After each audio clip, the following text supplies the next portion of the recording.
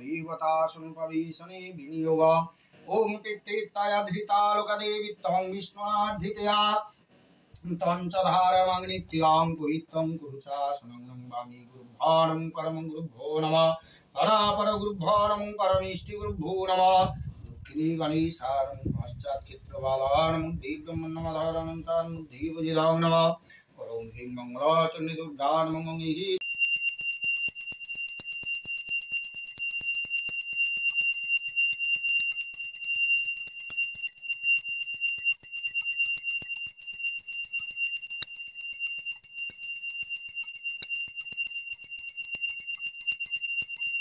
Good afternoon বন্ধুরা, মুকুল simple লাইফে অনেক শুভেচ্ছা ভালোবাসা জানিয়ে একটা নতুন ব্লগ শুরু করছি।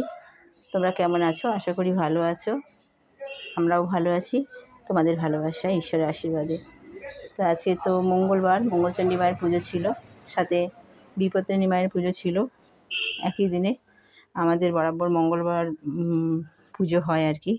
তো মঙ্গল আর শনিবার ধরেই বিপত্তারিণী মায়ের পুজো হয়। তা আমাদের বাড়িতে যেহেতু মঙ্গলচণ্ডী মা আছে, সেই জন্য মঙ্গলবারই মঙ্গলচণ্ডী মায়ের বিপত্তারিণী মায়ের পুজো হয়। যা চলে এলাম রান্নাঘরে এসে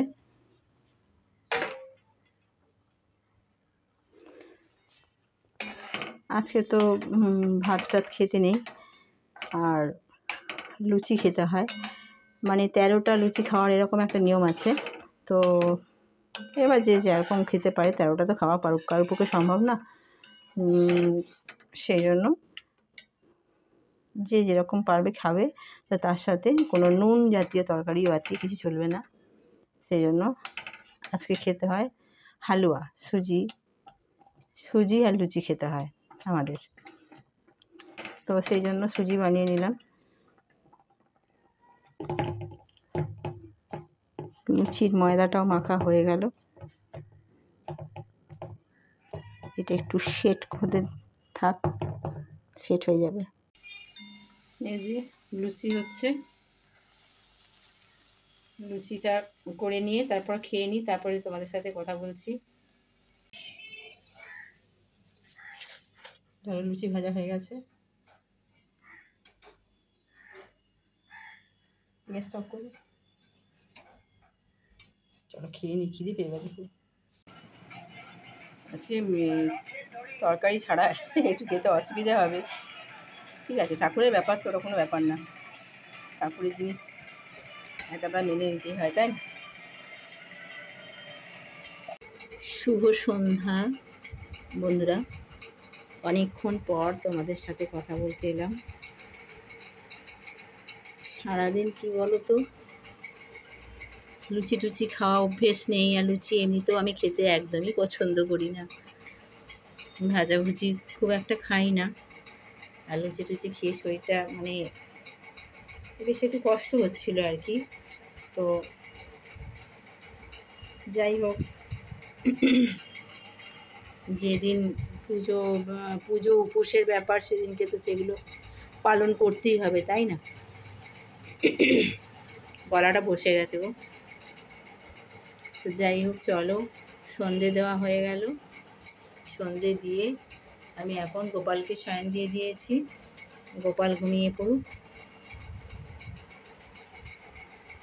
চলো তোমাদের সাথে পরে কথা বলছি।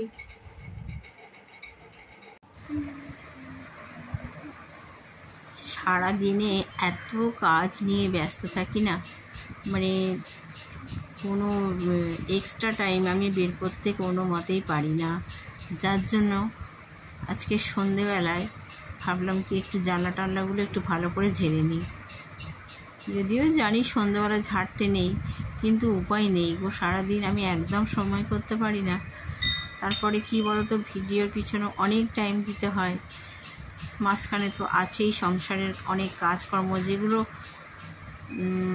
তোমাদের সামনে দেখাই না, অনেক কিছুই দেখাই না, কারণ দেখানো সম্ভব হয় না। সব কিছু দেখাতে গেলে তো ভিডিওটা তো অনেক বড় হয়ে যাবে, তাই না। তো সেই জন্য সব কিছু দেখানো হয় না। তো ভাবলাম আজকে যে সন্ধেবেলায় একটু জানলাগুলোকে পরিষ্কার করে নিই। আর একটু ধুলো ধুলো মতন হয়ে গেছে জানলা, কাঁচের যেগুলো শাটারগুলো আছে না, কাঁচের শাটারগুলোর মধ্যে একটু ধুলো ধুলো মতো হয়ে গেছে। তো সেটা বিকেল থেকে ঠিক করে রেখেছিলাম যে আজকে রাত্রিরেই এটাকে করতে হবে। তো সেটাই করে নিলাম, সাথে একটু খাট টাটগুলো একটু মুছে টুছে নিলাম। যদিও খাটগুলো ডেলি মোছা হয়, সব দিন তো আর তোমাদের শেয়ার করতে পারি না। তো আজকে একটুখানি খাটটা, জানলাটা, এদিকে জানলাগুলো পরিষ্কার করেছি, তোমাদের দেখানো হয়নি। এই জানলাটা এখন পরিষ্কার করলাম। আর এই বিপত্তারিণী ধাগাটা না বারবার না খুলে গেলে না খুব অসুবিধে হয়, দেখবে। কাজের মাঝখানে যদি তা পড়ে যায়, পড়ে গিয়ে কখনো পায়ে ঠেকে যেতে পারে, তারপরে অসুবিধে হয় ভীষণ। আর আমার ভীষণ খুলে যায়, জানি না কেন। তো এটা 3 দিন ডান হাতে রাখতে হয়, তারপরে ওটাকে আবার 3 দিন পরে বাঁ হাতে করে নিতে হয়। তো খুলে যাচ্ছে বলে তোমাদের দাদাভাইকে বললাম যে একটু গিট দিয়ে দেবে, এটাকে আমি নিজে নিজে করতে পারছি না। তো সেই জন্য ও বলছে কি যে আরও টাইট দিয়ে করে দিচ্ছি। তো এত টাইট দিয়েছিল না, ব্যথা লাগছিল, ওই জন্য একটু টাইটটা কম করতে বললাম। দিয়ে বেশ এখন মনে হচ্ছে বেশ পোক্ত হয়েছে, মনে হচ্ছে যেন আর খুলবে না। ঠিক আছে, তারপর দেখা যাক। তোমাদের দাদাভাই সবে এসে দাঁড়িয়েছে। আর আমি শাড়ি টাড়িগুলো একটু পাট করে নিই, কারণ শাড়িগুলো কী করি বলো তো, একটা চেয়ারের ওপর সব কিছু রেখে দিই, দিয়ে হাতে সময় পেলে তখন গুছিয়ে নিই। অনেক সময় সঙ্গে সঙ্গে গুছিয়ে নিই, কিন্তু যখন সময় হয় না তখন ওই জানলার ধারে একটা চেয়ার আছে, ওই চেয়ারের মধ্যে সব রেখে দিই পাট করে রাখার জন্য পরে। কারণ বিছানার ওপর রাখি না, বিছানার মধ্যে রাখলে দেখতেও বাজে লাগে, কেউ এসে বসলে সেখানে আবার সেটা খারাপ লাগে, তাই না? সেই জন্য এক পাশে রেখে দিই। তো যাই হোক, আমি শাড়ি টাড়িগুলো পাট করে নিচ্ছি। আর তোমাদের দাদাভাই জানে না কিন্তু যে এখানে ক্যামেরা অন আছে। ওই দেখো, দেখেছো? ও জানে না কিন্তু ক্যামেরা অন আছে। ও ভাবছে কি যে ক্যামেরা অন নেই, ও জামা খুলতে শুরু করে দিয়েছে। বলবে তো তুমি আগে আমি ক্যামেরা অন করে রেখেছো।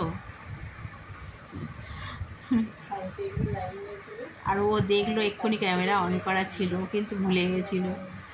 যখন দাগাটা বাঁধছিল তখন কিন্তু ক্যামেরা অন ছিল, জানে, কিন্তু তারপরেই ভুলে গেছে। তো আমি এটা আগের দিন পরেছিলাম, পরে লাইভ করেছিলাম এই শাড়িটা, সেটা তোলা হয়নি, চেয়ারের মধ্যেই রাখা ছিল। তো ওই জন্য এখন পাট করে নিয়েছি। শাড়িটা বেশ দেখতে না খুব সুন্দর দেখতে।